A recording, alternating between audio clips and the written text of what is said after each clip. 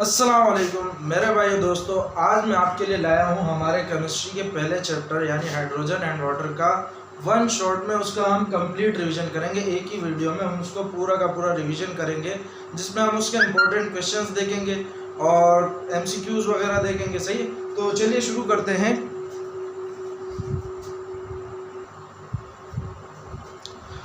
Question answer से शुरू करते हैं, जिसमें हमारे पास पहला इंपॉर्टेंट क्वेश्चन जो है हमारे पास एनोमलस बिहेवियर ऑफ वाटर के ऊपर है कि भाई इसमें हमारे पास है describe some main physical properties of water और what do you understand by anomalous behaviour of water, what is the significance of this unusual behaviour.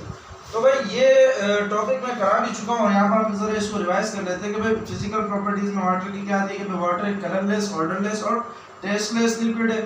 Odourless यानी बू नहीं होती, उसकी टेस्ट यानी जायका नहीं होता, कलर रंग नहीं होता। 4 डिग्री सी पे इसकी डेंसिटी मैक्सिमम होती है और जो कि कितनी है भाई 1 ग्राम पर सेंटीमीटर क्यूब, और 0 डिग्री सी पे इसकी डेंसिटी होती है 0.988 ग्राम पर सेंटीमीटर क्यूब। ये है भाई वाटर के बारे में।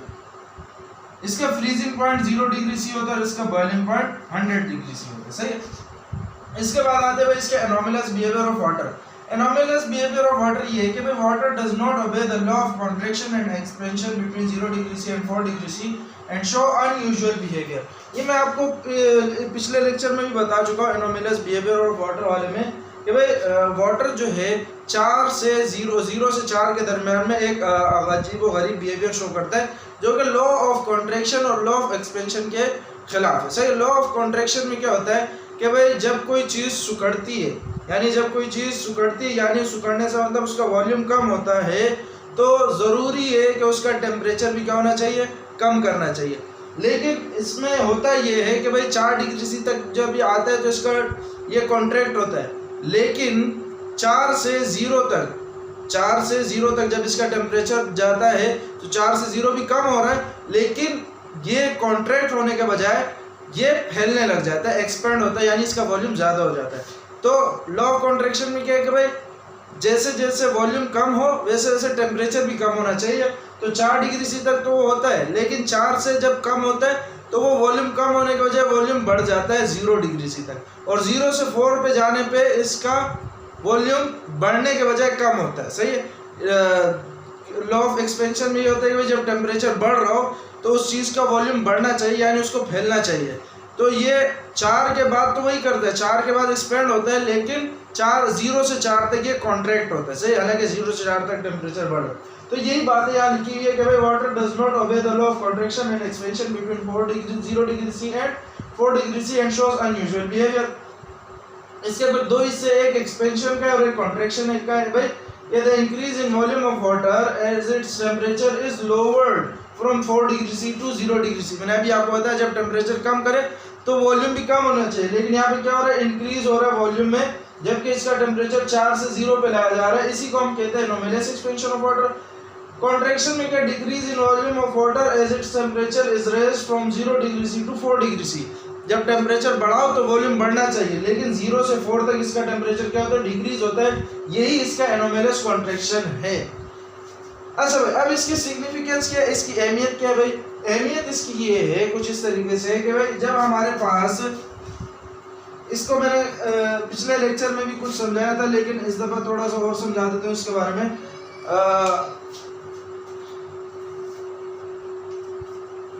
इसको अगर आप लोगों ने लिख लिया हो तो इसको ज़रा मैं यहाँ पे मिटा के यहाँ पे मैं कुछ चीज़ बना के आपको समझाता हूँ कि भाई मिसाल के तौर पर मान लो ये एक झील है, सही है, जिसमें पानी है। पानी की मैंने ये समझ लो कुछ लेयर्स बना दी है। ये पानी जो है ये लेयर्स में तब्दील कर दिया मैंने इसको मैं लेयर्स के थ्रू शो कर रहा हूँ। अब होता क्या है कि भाई जब मौसम ठंडा होता है, वेदर कोल्ड यानी मौसम ठंडा हो, तो पानी का ये टेम्परेचर क्या होता है, ठंडे मौसम में टेम्परेचर गिरता है। तो जैसे टेम्परेचर गिरता है तो होता क्या है कि भाई ये पानी का टेम्परेचर भी गिरता है। पानी का टेम्परेचर जब गिरता है तो जब ये टेम्परेचर जाता है 4 डिग्री सी पे, अभी ये ऊपर वाले लेयर पे काम हो रहा है, तो जब ये टेम्परेचर 4 डिग्री सी पे जाता है तो ये टेम्परेचर का इस लेयर का डेंसिटी देखो कितना हो गया, 1 ग्राम पर सेंटीमीटर क्यूब। 4 डिग्री सी पे कितना होती है, डेंसिटी मैक्सिमम होती है। तो ये जो डेंसिटी मैक्सिमम होने की वजह से ये वाली लेयर कहाँ चली जाती है, नीचे चली जाती है। फिर उसके बाद ये वाली लेयर ऊपर आ जाती है। इस वाली लेयर के ऊपर ये ठंड पड़ रही होती है तब तक पड़ती है जब तक ये 4 डिग्री सी पे अचीव ना कर जाए। जब ये 4 डिग्री सी पे अचीव कर जाता है तो इस दूसरे लेयर की डेंसिटी भी मैक्सिमम हो जाती है, ये भी नीचे आ जाता है। इसी तरीके से तीसरे वाले के साथ भी होता है, चौथे वाले के साथ भी होता है और पांचवें वाले के साथ भी होता है। जब सबके साथ होता है तो जब ये ऊपर वाली लेयर जो कि नीचे आई होती है ये वापस ऊपर आ जाती है। जब ये वापस ऊपर आती है, अब सबका सारे के सारे जितने भी लेयर है सबका टेम्परेचर कितना है, 4 डिग्री सी। अब जो ऊपर वाली लेयर है अगर उसके ऊपर मजीद ठंड पड़ेगी यानी उसको मजीद कोल्ड मिलेगा तो उसका टेम्परेचर 4 से भी कम होगा। और 4 से टेम्परेचर कम होने पे ये क्या होता है भाई, हमारे पास इसका वॉल्यूम क्या होता है, एक्सपेंड होता है। 4 से जब इसका वॉल्यूम कम होता है तो ये क्या होता है, हमारे पास एक्सपेंड होता है। तो ये एक्सपेंड होके बर्फ की शक्ल इख्तियार कर लेगा। और 0 डिग्री सी जब ये आएगा तो एक तो ये एक्सपेंड हुआ हो चुका होगा, दूसरा ये है कि भाई इसकी डेंसिटी भी क्या होगी, 0.988। सही है, नीचे जितने भी है उन सब की डेंसिटी 1 और नीचे ऊपर वाले की 0.988। तो कहा यह जाता है कि भाई जब डेंसिटी कम हो तो वो चीज़ ऊपर फ्लोट कर रही होती है। जैसे अभी इस नीचे वाले लेयर से इस ऊपर वाले लेयर की डेंसिटी कम है तो ये ऊपर वाला लेयर ऊपर तैर रहा होगा। सही है, एक तो ऊपर होगा, नीचे इसलिए नहीं आएगा क्योंकि इसकी डेंसिटी कम हो चुकी होगी 4 से 0 पे आने पे, क्योंकि 0 पे डेंसिटी होती है 0.988। और दूसरा इसलिए नीचे नहीं आएगा क्योंकि ये फैल चुका होगा, क्योंकि हमने अभी यहाँ पढ़ा कि 4 से 0 पे जाने पे हमारे पास यहाँ पे कॉन्ट्रैक्शन का अमल होता है जिसकी वजह से ये फैल चुका होगा और अपने इर्द गिर्द वाली जगह पे जाके फंस जाएगा। सही है, तो ये चीज़ होती है जिसकी वजह से नीचे वाला पानी बर्फ में तब्दील नहीं होता। जब नीचे वाला पानी बर्फ में तब्दील नहीं होता तो एक्वेटिक लाइफ जो समंदर में ज़िंदगी है यानी जो मछलियाँ वगैरह वो आराम से अंदर अपनी ज़िंदगी गुजार सकते हैं। सही है, और ये जो बर्फ़ की लेयर बनती है उनके लिए एज ए इंसुलेटर भी काम कर रही होती है, यानी ऊपर वाली ठंड को अंदर आने नहीं देते। सही है, अच्छा भाई, तो ये था हमारा पहला क्वेश्चन जो कि कंप्लीट हो गया। इसको मैं रीड करके बता देता हूँ कि the anomalous behaviour of water helps to preserve aquatic life during very cold weather. When temperature falls, the top layer of water in a pond contracts and becomes denser and sinks to bottom. Circulation thus set up until the entire water in the pond reaches या दो बार तो लिखिए, the entire water in the pond reaches its maximum density at 4 degree C. अच्छा, मेरे ख्याल से यहाँ पे मेरे से गलती हो गई, मैंने कॉन्ट्रैक्शन का बता दिया कि भाई कॉन्ट्रैक्शन का मतलब वॉल्यूम फैलना नहीं, कॉन्ट्रैक्शन का मतलब वॉल्यूम कम होना होता है। लेकिन चूंकि इसकी डेंसिटी कम होती है, ये देखो ये नीचे वाले लेयर की डेंसिटी 1 और ऊपर वाले की 0.988, तो इसी वजह से जब डेंसिटी कम होती है तो वो ऊपर ही फ्लोट कर होता है, ऊपर तैर रहा होता है, वो फिर नीचे नहीं आता। सही है, जिसकी वजह से जो हमारे पास अल्लाह का भला करे जो समुद्री ज़िंदगी है, जो पानी के अंदर जो ज़िंदगी होती है उनको सरवाइव करने में आसानी होती है। सही है, ये हमारे पास पहला क्वेश्चन है। दूसरा क्वेश्चन हमारे पास है कि भाई हमें ये कुछ रिएक्शंस है, इनको कंप्लीट करना है। मैंने आपको बहुत सारे रिएक्शन करवाए लेकिन ये जो है ये इनमें से इंपॉर्टेंट रिएक्शन है। जैसे कि सोडियम का रिएक्शन अगर मैं H2O के साथ कराऊंगा तो मैं इसको ज़रा मिटा के आपको ज़रा इसको समझा दूँ कि भाई सोडियम हमारे पास 1A ग्रुप का एलिमेंट होता है, इसलिए इस पर 1A+ चार्ज होता है। और H2O का स्ट्रक्चर कुछ इस तरीके से होता है कि भाई एक H होता है और एक OH माइनस होता है। सही है, तो ये प्लस वाला जाता है माइनस के पास तो ये बना लेता है NaOH। सही है, इसी तरीके से ये H+ जो है ये अकेला रह जाता है। अब हाइड्रोजन हमें पता है डायटोमिक शक्ल में होता है, तो यहाँ पे हम इसके नीचे 2 लगा देते हैं। सही है, जब 2 लगाते हैं, अब यहाँ पे देखो 3 हाइड्रोजन, यहाँ पे 2 हाइड्रोजन, तो बैलेंस करने के लिए मैं अगर यहाँ पे 2 लगाता हूँ, बैलेंस करने के लिए अगर मैं यहाँ पे 2 लगाता हूँ तो ये 4 हो गए, तो मुझे यहाँ पे भी 2 लगाना पड़ेगा क्योंकि 2 और 2 4। जब यहाँ पे 2 लगाया तो सोडियम भी 2 हो गए, तो यहाँ पे भी मुझे 2 लगाना पड़ेगा। सही है, तो अब ये रिएक्शन बैलेंस हो गया। इसी तरीके से आयरन के साथ Fe यानी आयरन के साथ हमें H2O का रिएक्शन देखना है। तो आयरन के साथ कुछ इस तरीके का रिएक्शन होता है कि भाई हमारे पास आयरन दो वैलेंसी शो करता है, एक +2 एक +3।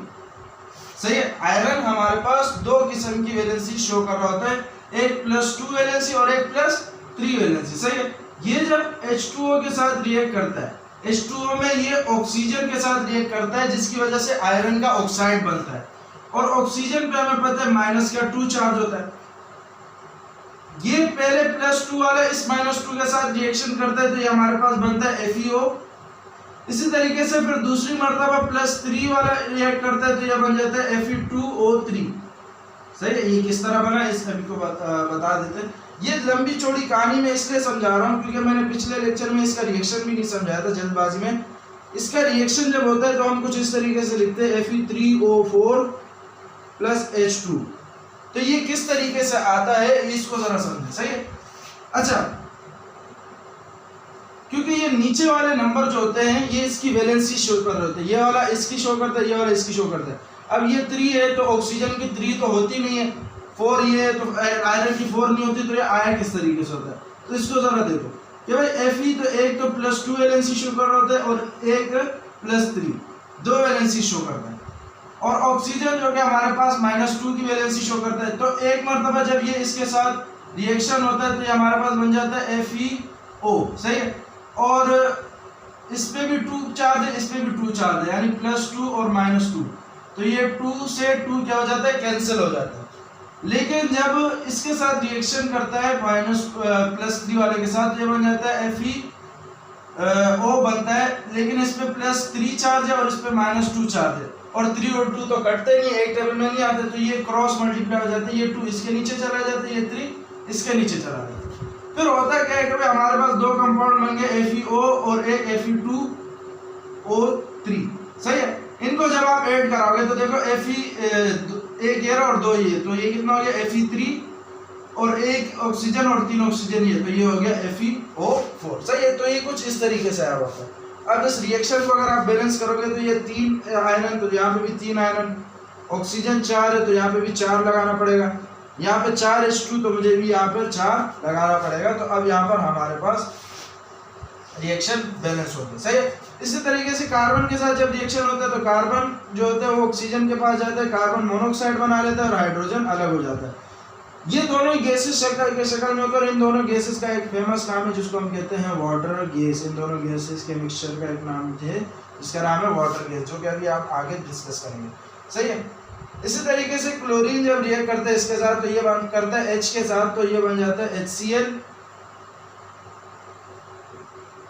एक Cl इस H के साथ रिएक्ट करता है तो ये बन जाता है HCl, और एक Cl जो है वो H और O दोनों के साथ रिएक्ट करता है जिसका बन जाता है HClO। ये हमने देखा है, जिसका नाम होता है हाइपोक्लोरस एसिड। सही है, एक Cl जो है एक H के पास गया तो HCl, दूसरा Cl जो है यहाँ से एक H और यहाँ से एक O, तो H और O दोनों को उठाता है तो जिससे बन जाता है HClO।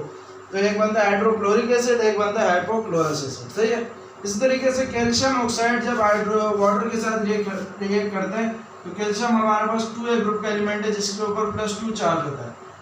हमारे पास हमें पता है भाई H+ होता है और OH- होता है। यहाँ से कैल्शियम ऑक्साइड का एक O जब इसके साथ लगेगा तो ये दोनों जब इसके पास आएंगे तो इसके बन जाता है CaOH2। सही है, ये दोनों OH जब इसके पास आते हैं तो OH के नीचे हम 2 लगा देते हैं। सही है, ये हमारे पास बन जाता है CaOH2 कैल्शियम हाइड्रोक्साइड। सही है, ये हमारे पास कुछ रिएक्शन थे, उम्मीद करता हूँ समझ आई गए होंगे। रिवीजन का सेशन है इसलिए ज़्यादा डिटेल में नहीं जाएंगे। इसके बाद आ जाते हैं भाई अपना isotopes. Define isotope, discuss various isotopes of hydrogen. Important question है।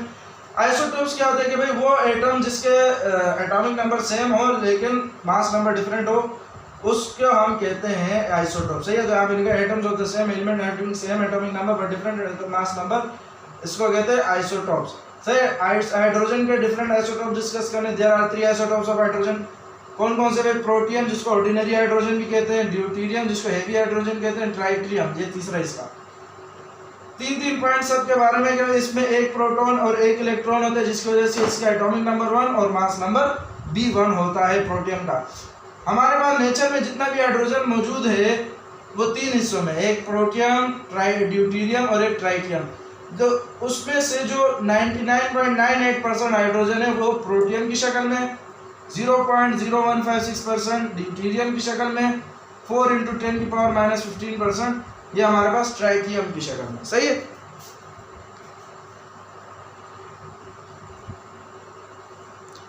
अच्छा भाई, और इसके पॉइंट देखो भाई, ये भी एक इसका स्टेबल आइसोटोप होता है, ये भी एक स्टेबल आइसोटोप है हाइड्रोजन का, लेकिन ये एक रेडियो एक्टिव आइसोटोप है जिसकी हाफ लाइफ होती है हमारे पास 12.5 ईयर्स। और बाकी इसके बारे में है कि भाई इसमें एक प्रोटॉन, एक इलेक्ट्रॉन और एक न्यूट्रॉन होता है, जिसकी वजह से इसका मास नंबर, एटॉमिक नंबर तो 1 ही रहता है लेकिन मास नंबर 2 हो जाता है क्योंकि इसमें न्यूट्रॉन आ जाता है। इसी तरीके से इसमें एक प्रोटॉन, एक इलेक्ट्रॉन और 2 न्यूट्रॉन, जिसकी वजह से इसका मास नंबर 3 हो जाता है, क्योंकि हमें पता है मास नंबर में प्रोटॉन और न्यूट्रॉन को हम प्लस कर रहे होते हैं। सही है। अच्छा भाई, अब जरा अपने आगे के क्वेश्चंस की तरफ बढ़ते हैं। अच्छा भाई, तो हमारा जो नेक्स्ट और इम्पोर्टेंट क्वेश्चन है वो कुछ इस तरीके से कि भाई how hydrogen is commercially prepared from Coke. सही है कि हाइड्रोजन को कार्बन के साथ रिएक्ट करवा के कैसे प्रोड्यूस किया जा सकता है। ये हमने अपने लेक्चर नंबर 1 में देखा था कि भाई जब स्टीम को पास किया जाता है रेड हॉट कॉक पे, जिसका टेम्परेचर, कॉक यानी कार्बन पे, जिसका टेम्परेचर 1000 डिग्री सी तक हो, तो एक मिक्सचर बनता है किसका, कार्बन मोनोऑक्साइड और H2 गैस का, जिसको हम वाटर गैस भी कहते हैं। इसमें से हमारे पास हाइड्रोजन गैस को अलग करने के फिर 2 तरीके होते हैं, एक होता है बाय लिक्विफिकेशन, एक होता है बाय ऑक्सीडेशन। तो उसमें से जो इम्पोर्टेंट है वो है बाय ऑक्सीडेशन, जिसको हम बोश मेथड भी कहते हैं। बोश मेथड में कहते हैं क्या है कि भाई ये जो हमारे पास वाटर गैस बना है इसके ऊपर मजीद स्टीम पास करवाते हैं। स्टीम किसको कहते हैं, H2O, जो कि गैस की शक्ल में, H2O लेकिन गैस की शक्ल में। सही है। मजीद स्टीम पास करवाया जाता है वाटर गैस पे, और कितने डिग्री सी पे, 500 डिग्री सी पे, जिसकी FeO या फिर Cr2O3 फेरस ऑक्साइड या क्रोमियम ऑक्साइड के दोनों में से किसी एक की मौजूदगी में कराया जाता है। ये दोनों को कैटलिस्ट के तौर पे इस्तेमाल किया जाता है, और जिसकी वजह से कार्बन डाइऑक्साइड गैस बनता है जो कि पानी में सोल्यूबल होता है, तो वो पानी में बैठ जाता है, और हाइड्रोजन गैस जो पानी में सोल्यूबल नहीं होता वो पानी से ऊपर आ जाता है। तो यहाँ पे लिखा है in water liberating H2 gas. सही है। तो H2O को मजीद CO प्लस H2 से पास कराया जाता है। CO प्लस H2 क्या है, वाटर गैस। सही है। FeO या Cr2O3 जो है ये कैटलिस्ट के तौर पर इस्तेमाल किए जाते हैं। 500 डिग्री सी का टेम्परेचर बनता है कि कार्बन डाइऑक्साइड और हाइड्रोजन गैस, ये दोनों भी गैसेज ये आपस में मिले होते हैं, तो लेकिन कार्बन डाइऑक्साइड पानी में सोल्यूबल होता है तो ये पानी में बैठ जाता है, और ये पानी में सोल्यूबल नहीं होता तो ये ऊपर आ जाता है। सही है। इस तरीके से अगला और इम्पोर्टेंट क्वेश्चन जो हमारा है वो हमने दिखाने हैं कुछ रिएक्शन हाइड्रोजन के इथीन के साथ, कैल्शियम के साथ, सल्फर के साथ और क्लोरीन के साथ। सही है। तो इथीन के साथ जो रिएक्शन है हाइड्रोजन का, इसको मैं जरा यहाँ पे लिख देता हूँ, ये बहुत छोटा है, मैं जरा इसको मिटा ही देता हूँ। देखो भाई, इथीन के साथ, इथीन कहते हैं हम CH2 डबल बॉन्ड CH2, इसके साथ जब हाइड्रोजन का रिएक्शन होगा तो कुछ इस तरीके से होगा कि भाई इसमें आप निकल को एज ए कैटलिस्ट इस्तेमाल कर रहे हो, 300 डिग्री सी का टेम्परेचर दे रहे हो। हाइड्रोजन करता है क्या है, जब आता है इसका बॉन्ड तोड़ देता है, 2 बॉन्ड है तो एक बॉन्ड तोड़ देता है। ये जो 2 बॉन्ड बनते हैं ये दोनों के शिरकत से बनते हैं, एक CH2 एक CH2, इन दोनों ने अपनी एक वैलेंसी की शिरकत की होती है, जिससे ये डबल बॉन्ड बनाता है। ये इसने अपनी ये वाली, इससे अपनी ये वाली, तो जिसकी वजह से ये डबल बॉन्ड बनाता है। लेकिन हाइड्रोजन ने आके तोड़ दिया तो इसकी और इसकी एक वैलेंसी खाली हो जाती है। एक हाइड्रोजन आके यहाँ लग जाता है और एक हाइड्रोजन आके यहाँ लग जाता है, जिसकी वजह से बन जाता है CH3 और CH3। इस कंपाउंड का नाम इथीन होता है, इस कंपाउंड का नाम इथेन होता है। ये इथीन इथेन जो है हम आगे ऑर्गेनिक केमिस्ट्री में समझेंगे। इसी तरीके से हमारे पास होता है कि भाई कैल्शियम मेटल के साथ जब आप हाइड्रोजन का रिएक्शन करवाओगे तो ये कुछ इस तरीके से होगा कि भाई कैल्शियम पे हमारे पास 2+ चार्ज होता है। कितना चार्ज होता है, 2+, और हाइड्रोजन 1 इलेक्ट्रॉन देने की सलाहियत रखता है तो 1-।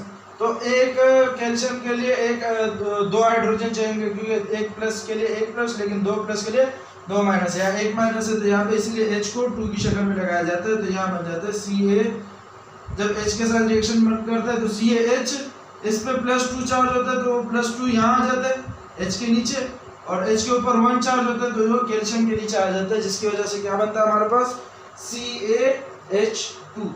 और इसमें हमारे पास जो टेम्परेचर यूज हो रहा होता है वो तकरीबन जो है हमारे पास करीब 250 डिग्री सी तक का टेम्परेचर होता है हमारे पास, 200 डिग्री सी का, सही, 200 डिग्री सी का टेम्परेचर हमारे पास इसमें यूज होता है। सही, इस तरीके से तीसरा अगर हम रिएक्शन देखें तो तीसरे में हमने रिएक्शन करवाना है सल्फर के साथ। सल्फर पे हमारे पास होता है भाई सल्फर प्लस हाइड्रोजन, इनका जो रिएक्शन होता है वो होता है 450 डिग्री सी के टेम्परेचर पे, 450 डिग्री सी का टेम्परेचर, इससे बनता है हमारे पास HS। सही है, H और S जब मिलेंगे तो HS आएगा, लेकिन बात ये होती है कि किसके नीचे कौन सा नंबर आएगा। तो सल्फर जो होता है हमारे पास वो ग्रुप 6A का होता है मेरे ख्याल से, हाँ ग्रुप 6 का होता है, जिसकी वजह से इस पे -2 चार्ज होता है सल्फर पे, और हाइड्रोजन एक चार्ज, हाइड्रोजन में +1 भी होता है और -1 भी होता है, ये याद रखना। तो हाइड्रोजन का +1 इधर, तो सल्फर के नीचे 1 जो कि हम शो नहीं करते, और सल्फर पे -2 वो इधर आ जाएगा। सही, तो ये बन जाएगा हमारे पास H2S हाइड्रोजन सल्फाइड। सही है, इसी तरीके से ये जो अगला रिएक्शन है चौथा वाला, इसको मैं जरा यहाँ शो कर रहा हूँ कि भाई क्लोरीन का जब हाइड्रोजन के साथ रिएक्शन कराओगे, इस रिएक्शन को कराने के लिए हमारे पास ज़रूरत होती है सनलाइट की, इसकी ज़रूरत होती है भाई सनलाइट की। तो इस रिएक्शन को करवाने के बाद जो हमारे पास कंपाउंड बनेगा HCl, लेकिन इन दोनों के नीचे ही कुछ नंबर नहीं आता, क्योंकि हाइड्रोजन पे भी +1 चार्ज होता है और Cl पे -1 चार्ज होता है, H पे +1 Cl पे -1, तो 1 और 1 नीचे आ जाता है और नीचे 1 लिखते नहीं। ये जो 2 है ये साइड पे लग जाता है रिएक्शन को बैलेंस कराने के लिए। सही, अच्छा भाई अगला जो है हमारे पास यूजेस बताने हाइड्रोजन के, जो कि मुश्किल तो नहीं, बस इसको सिर्फ याद करना, 5-6 यूजेस याद कर लो। इसको फर्टिलाइजर्स के बनाने में इस्तेमाल किया जाता है, इसको टंगस्टन बल्ब के फिलामेंट में इस्तेमाल किया जाता है, वेजिटेबल घी से एडिबल ऑयल बनाने में इस्तेमाल किया, सॉरी एडिबल ऑयल से वेजिटेबल घी बनाने में इस्तेमाल किया जाता है। सही है, प्यूरिफिकेशन ऑफ मेटल्स में इस्तेमाल किया जाता है, वेदर बलून जो कि उड़ाते हैं उसमें इस्तेमाल किया जाता है, हाइड्रोजन टॉर्च में इस्तेमाल किया जाता है, वो टॉर्च जो कि वेल्डिंग और कटिंग के लिए इस्तेमाल की जाती है, वो उस टॉर्च में इस्तेमाल किया जाता है।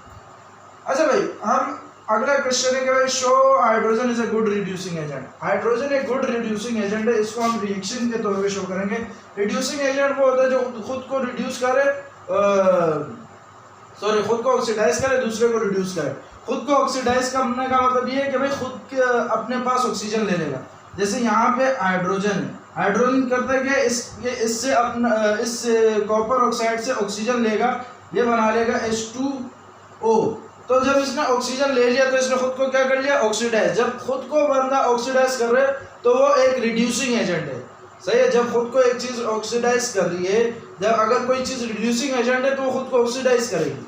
सही है, तो हाइड्रोजन ने यहाँ पे भी खुद को ऑक्सीडाइज किया और तो यहाँ से ये बन गया हाइड्रोजन रिड्यूसिंग एजेंट। इस तरीके से यहाँ पे भी ये रिड्यूसिंग एजेंट के तौर पे काम कर रहे होते हैं कि भाई यहाँ पे हम 3 हाइड्रोजन लगाएंगे क्योंकि 3 ऑक्सीजन है,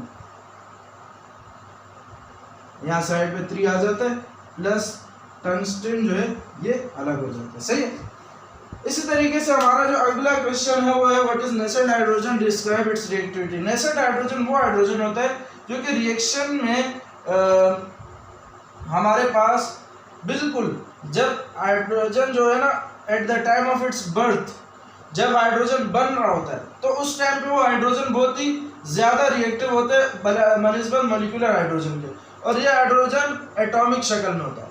कौन सा हाइड्रोजन, जो कि रिएक्शन के दौरान बन रहा होता है। जब रिएक्शन के दौरान हाइड्रोजन बन रहा होता है तो बनने के वक्त वो बहुत ही ज़्यादा रिएक्टिव होता है और वो एटॉमिक शक्ल में होता है, मॉलिक्यूलर हाइड्रोजन से बहुत ज़्यादा रिएक्टिव होता है। उसी हाइड्रोजन को हम कहते हैं नेसेंट हाइड्रोजन, जिसको हम न्यूली बॉर्न हाइड्रोजन भी कहते हैं। जैसे कि इसकी रिएक्टिविटी यहाँ पे दिखाई गई है कि भाई FeCl3 को जब मॉलिक्यूलर हाइड्रोजन से रिएक्ट करा है तो इसने कोई रिएक्शन नहीं दिखाया, लेकिन जब नेसेंट हाइड्रोजन से रिएक्ट कर रहा है तो यहाँ पे ये फेरस क्लोराइड से फेरिक क्लोराइड बन गया और हमारे पास हाइड्रोक्लोरिक एसिड भी बन जाता है यहाँ पर। सही है। अच्छा भाई, अल्लाह आपका भला करे।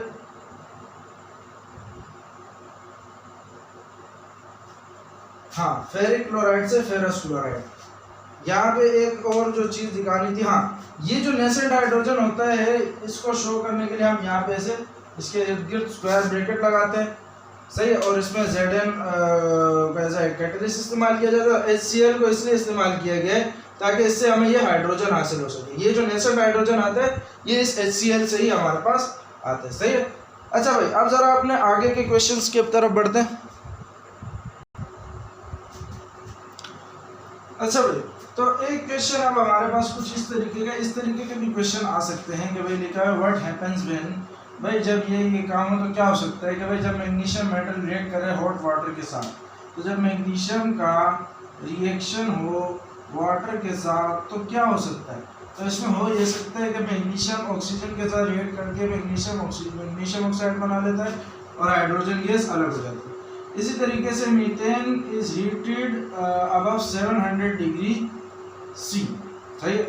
मीथेन को यानी CH4 को, मीथेन को हम CH4 ही कहते हैं, 700 डिग्री सी से भी ऊपर का टेम्परेचर, कितना टेम्परेचर भाई, 700 डिग्री सी से भी ऊपर का टेम्परेचर, और इसको हम एब्सेंस ऑफ एयर में करते हैं। ये जो प्रोसेस होता है ये in the absence of air होता है, absence of air. Absence of air से मतलब ये होता है कि भाई प्रेशर बहुत कम होगा वहाँ पे।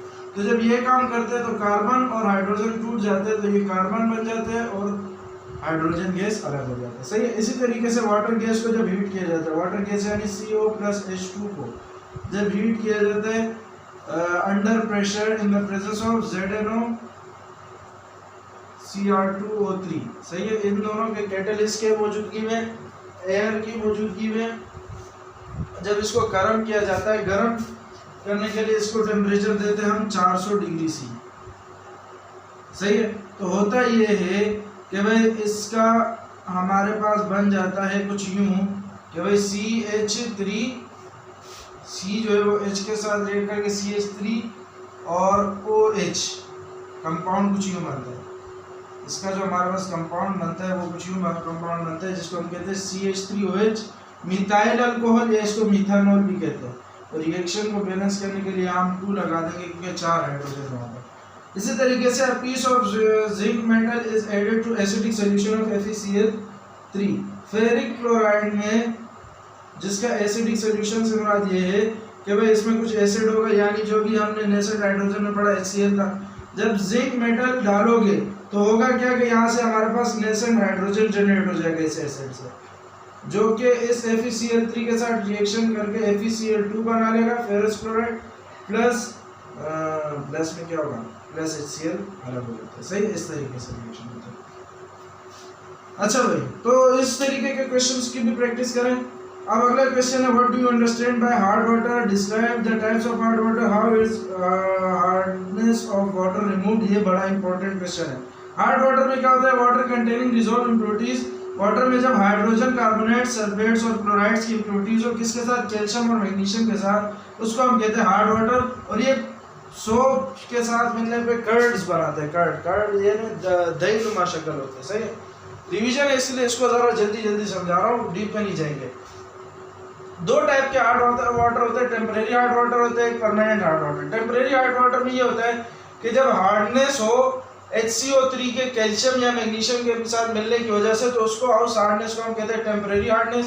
लेकिन अगर हार्डनेस हो क्लोराइड या सल्फेट के कैल्शियम और मैग्नीशियम के साथ मिलने की वजह से, तो उस हार्डनेस को हम परमानेंट हार्डनेस कहते हैं, सही।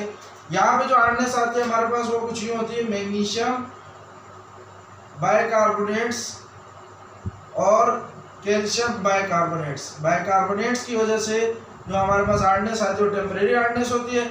और सल्फेट्स और क्लोराइड्स की वजह से, यानी कैल्शियम सल्फेट भी हो सकता है, मैग्नीशियम सल्फेट भी हो सकता है, दोनों ही हो सकता है, और कैल्शियम क्लोराइड भी हो सकता है, मैग्नीशियम क्लोराइड भी हो सकता है। तो सल्फेट और क्लोराइड की वजह से जो हार्डनेस आती है वो कहलाई जाती है परमानेंट हार्डनेस, सही। बाकी सारी चीज़ें समझा चुका हूँ। इसी तरीके से हम देखते हैं हार्डनेस को रिमूव करने के कुछ मेथड्स होते हैं। उनको डिस्कस करते हैं। भाई पहले तो टेम्परेरी हार्ड वाटर के लिए कि भाई पहला मेथड है इसका बाय हीटिंग। जब इसको हीट किया जाता है यानी बॉयल किया जाता है, बॉयल करने में होता क्या है कि भाई ये जो सोल्यूबल, ये टेम्परेरी हार्ड वाटर के लिए हम देख रहे हैं, तो ये जो सोल्यूबल, ये जो हार्डनेस इम्प्योरिटीज है मैग्नीशियम बाइकार्बोनेट और कैल्शियम बाइकार्बोनेट, ये कन्वर्ट हो जाती है मैग्नीशियम कार्बोनेट और कैल्शियम कार्बोनेट, ये हमारे पास इनसोल्यूबल होती है और इसको हम पानी में से फिल्टर कर लेते हैं, फिल्ट्रेशन करके इसको अलग कर लेते हैं। सही है। ये इसमें से इसमें कब कन्वर्ट होती है, जब इसको हीट किया जाता है। जब इसको हीट करेंगे तो ये इस कंपाउंड में तब्दील हो जाएगा और ये जो होता है ये इनसोल्यूबल होता है पानी में, तो इसको फिल्ट्रेशन के थ्रू अलग कर लिया जाएगा और वाटर हमारे पास प्योर हार्डनेस इसकी रिमूव हो जाती है। सही। अब जरा आगे बढ़ के देखते हैं।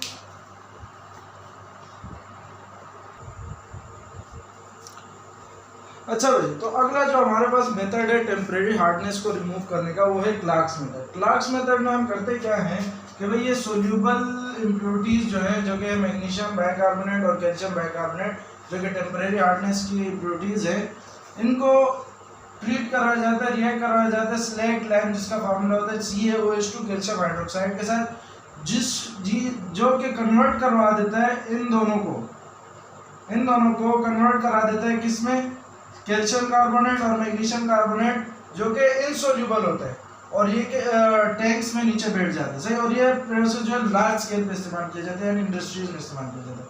इसका रिएक्शन कुछ इस तरीके से दिखाया गया कि भाई मैग्नीशियम बाइकार्बोनेट को जब कैल्शियम हाइड्रोक्साइड के साथ रिएक्शन कराए तो कैल्शियम ने भी एक कार्बोनेट बनाया, मैग्नीशियम ने भी एक कार्बोनेट बनाया, मैग्नीशियम कार्बोनेट और कैल्शियम कार्बोनेट, और साथ में 2 पानी के मॉलिक्यूल्स बन जाते हैं।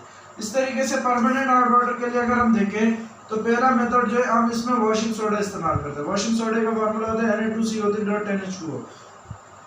परमानेंट हार्डनेस किस किस चीज की वजह से होती है भाई, 2 चीजों की वजह से होती है, एक क्लोराइड्स और एक सल्फेट्स। क्लोराइड्स और सल्फेट्स जब कैल्शियम या मैग्नीशियम के साथ हो तो उसकी वजह से परमानेंट हार्डनेस होती है। तो भाई इसमें हम करवाते क्या है कि भाई वॉशिंग सोडा को ऐड कराते हैं परमानेंट हार्ड वाटर में, जिससे बनता है हमारे पास कैल्शियम कार्बोनेट और मैग्नीशियम कार्बोनेट, जो कि आप देखते आ रहे हो कि भाई इनसोल्यूबल होते हैं पानी में और ये बाहर आ जाते हैं, प्रेसिपिटेट आउट हो जाते हैं। सही है। प्रेसिपिटेट यानी पाउडर की शक्ल में बाहर आ जाते हैं। किस में से, कैल्शियम और मैग्नीशियम के सॉल्ट। कैल्शियम और मैग्नीशियम के सॉल्ट से मुराद ये है कि कैल्शियम के साथ या तो क्लोराइड हो या सल्फेट। यहाँ मैंने कैल्शियम के साथ क्लोराइड को रख के एग्जाम्पल दिखाई, मैग्नीशियम के साथ सल्फेट को रख के दिखाया। सही है। जब कैल्शियम क्लोराइड को Na2CO3 के साथ कराते हैं, ये 10H2O वाला इस रिएक्शन में हम नहीं दिखाते, ये इसको हम कहते हैं वाटर ऑफ क्रिस्टलाइजेशन, ये रिएक्शन में शो नहीं होता। ये NaCl के पास चला जाता है, NaCl बना लेते हैं और कैल्शियम कार्बोनेट के पास जाके कैल्शियम कार्बोनेट बना देते हैं। इसीलिए मैग्नीशियम, इसी तरीके से मैग्नीशियम और कार्बोनेट जाके मैग्नीशियम कार्बोनेट बना लेते हैं, सोडियम सल्फेट के पास जाके सोडियम सल्फेट बना लेते हैं। सही। इसी तरीके से हमारे पास होते हैं भाई by using caustic soda, by using caustic soda. सही है। कॉस्टिक सोडा को इस्तेमाल करके भी हम कर सकते हैं। कॉस्टिक सोडा का फार्मूला होता है NaOH। सही है। NaOH, एक मिनट यार,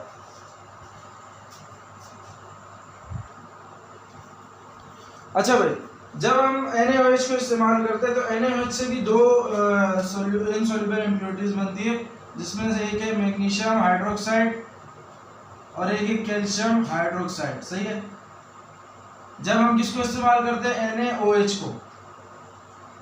सही। NaOH को जब हम इस्तेमाल करते हैं तो ये 2 बनते, जिस तरीके से कैल्शियम कार्बोनेट और मैग्नीशियम कार्बोनेट बन रहा था ना, इस तरीके से ये 2 बनते।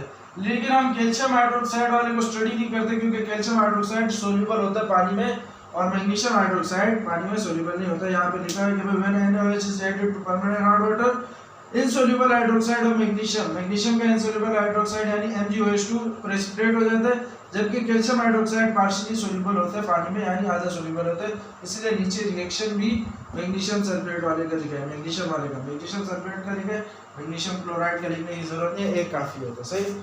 इसी तरीके से बाय जियोलाइट और परम्यूटेट से, जियोलाइट और परम्यूटेट का क्या होता है कि भाई when sodium zeolite is pass through permanent hard water, जब सोडियम जियोलाइट को परमानेंट हार्ड वाटर के थ्रू पास किया जाता है तो सोडियम आयन जो होते हैं वो कहाँ चले जाते हैं, सॉल्यूशन में, while calcium and magnesium ion take their place and form insoluble complex, and calcium and magnesium halides and their hardness are removed। देखो भाई होता ही है, जैसे ये हार्डनेस है कैल्शियम सल्फेट, सोडियम जियोलाइट जब इसके साथ रिएक्ट करता है तो सोडियम जो है वो कैल्शियम की जगह ले लेता है और कैल्शियम सोडियम की जगह ले लेता है, तो बना लेता है कैल्शियम जियोलाइट जो कि इनसोल्यूबल होता है, पानी से बाहर आ जाता है और Na-SO4 के साथ मिलकर Na2SO4 बना लेता है। सही। अब आ जाओ भाई, हमारे पास बारी है वाटर, अगले क्वेश्चन की, what is water of crystallisation.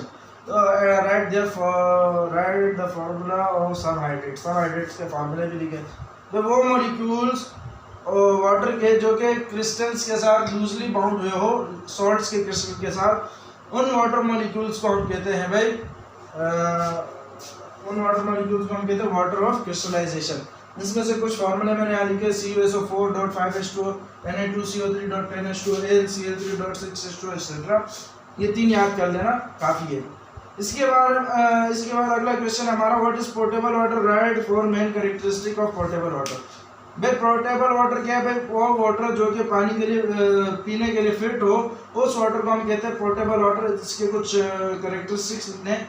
क्या इस वाटर को कलरलेस होना चाहिए, ऑर्डरलेस होना चाहिए और टेस्टलेस होना चाहिए, जो कि पोर्टेबल वाटर की कैरेक्टरिस्टिक होनी चाहिए। It should be free from germs, bacteria and other pathogenic germs. भाई जरासीम और बैक्टीरिया और बाकी जो जितने भी बीमारी पैदा करने वाले जरासीम हैं उनसे फ्री होना चाहिए, वो इस पानी में नहीं होने चाहिए। It should not contain any toxic dissolve impurity, इसमें कोई टॉक्सिक कहते हैं जहरीली इम्प्योरिटी नहीं होनी चाहिए, जैसे कि हेवी मेटल्स और पेस्टिसाइड्स। सही। It should have a pH in the range of 7 to 8.5, इसकी पीएच की रेंज 7 से लेकर 8.5 होनी चाहिए, या इससे ज़्यादा होनी चाहिए, ना इससे कम होनी चाहिए। अब हमारे रह गए भाई कुछ 1-2 क्वेश्चन, फिर उसके बाद हम अपने MCQs करते हैं। अच्छा भाई, तो हमारा जो आखिरी क्वेश्चन था वो ये था कि भाई right a note on heavy water. ये आप मेरे पिछले वीडियोस में से देख के आप लिख सकते हैं और वहाँ से आप उसको समझ भी सकते हैं। सही। अब आते हैं अपने true false, fill in the blanks और MCQs पे। सही है। True false fill in the blanks papers में तो नहीं आता, लेकिन नॉलेज के लिए जरूरी है। सही। अच्छा, इसमें लिखी है भाई कि वाटर एक नॉन पोलर है। तो भाई ये बात बिल्कुल गलत है, क्योंकि वाटर एक पोलर मॉलिक्यूल है, उस पर H पे प्लस और OH पे -7 होता है, तो ये फॉल्स है। सही है।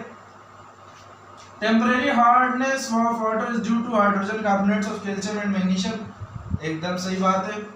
परम्यूटेड, अच्छा परम्यूटेड असल में जो होता है वो होता है सोडियम अल्यूमिनियम सिलिकेट, कॉमनली इसको सोडियम जियोलाइट कहा जाता है, ये भी एकदम सही बात है। ये जब आप जियोलाइट परम्यूटेड वाला मेथड पढ़ोगे, बुक में से रीड करोगे तो आपको उसमें समझ आ जाएगा। भाई molecular formula of heavy water का फार्मूला होता है D2O। सही। H2O नहीं होता, तो ये होता है फॉल्स हमारे पास। Concentrated H2SO4 absorb moisture from atmosphere 4 times of its original volume, ये भी फॉल्स है, क्योंकि 4 टाइम नहीं होता, 3 टाइम्स होता है हमारे पास। सही है। तो ये भी फॉल्स है। ऑर्डिनरी हाइड्रोजन को हम प्रोटियम कहते हैं, ये हमारे पास ट्रू है। Hydrogen is a good oxidising agent, ये भी ट्रू है। हाइड्रोजन एक ऑक्सीडाइजिंग भी और रिड्यूसिंग एजेंट भी है।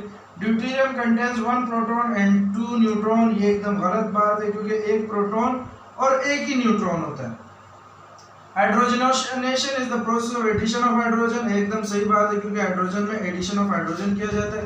Electrolysis of water in the presence of acid liberates H2 gas cathode पे लिबरेट करते हैं, ऑक्सीजन गैस एनोड पे लिबरेट करते हैं, ये भी एकदम सही बात है।